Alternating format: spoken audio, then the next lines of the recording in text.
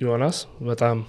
በቃ መመስገን ያለበት የኢትዮጵያን ቦዲ ቢልዲንግ ሂስትሪ በጣም የቀየረ ሰው ነው እንደ ሌጀንድ የሚታይ ሰው ነው መሆንም ያለበት እንደዛ ነው ምክንያቱም ኢማጂን አንድ ሰው ከአሜሪካ የተመቻቸ ኑሮ ኖሮት ትኬት ቆርጦ መጥቶ አትሌቶችን አሰባስቦ በነፃ ብር ሳያስከፍል ታን አድርጎ በነፃ ፖዚንግ አስተምሮ በነፃ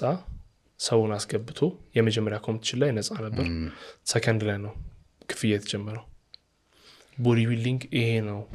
ብሎ ያሳየን ሰው እንዴት ነው ልጠላው የምችለው ሴንስ አይሰጥም ለኔ ፐርሰናሊ ዮኒ በደንብ አውቀዋለሁኝ እና ለኛ የሚያስበው ነገር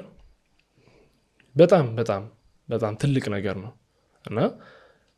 አገሪቷ ላይ ፊትነስ ኢንዱስትሪውን ለማሳደግ የሞከረ ስፔሻሊ ቦዲ ቢልዲንግን ለማሳደግ ከአሜሪካ ድረስ መጥቶ እዚህ ቆይ አይደለም ክሪቲሳይዝ የሚያደርጉ ሰዎች ውጭ ሀገር የሚኖሩ ክሪቲሳይዝ የሚያደርጉ ሰዎች አሉ አሉ ነው ዮኒ ጋር ፐርሰናል ኬዝ ሊኖራቸው ይችላል ተጣልተው ሊሆን ይችላሉ ምን አደረጉ እነሱ የትኛው የምታውቀው ፊትነስ ኢንፍሉዌንሰር ነው አሜሪካ እየኖረ ክሪቲሳይዝ ከማድረግ ውጪ ለአትሌት ብር ልኮም ሊሆን ይችላል አትሌትን ኮች አድርጎ ሊሆን ይችላል የራሱን ሾው አዘጋጅቶ ሊሆን ይችላል መጥቶ ሴሚናር ያዘጋጀ አንድ የምታውቀው ሰው አለ ኖ ዋን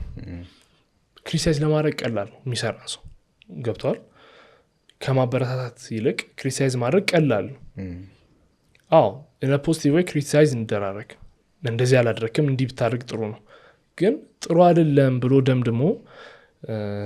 እየሰራ ያለን ሰው ወደ ኋላ ለማስቀረት መሞከር ጥሩ አይደለም ቢያስባለሁ እንደዛ የሚሉ ሰዎች ደግሞ ምንም አላደረጉም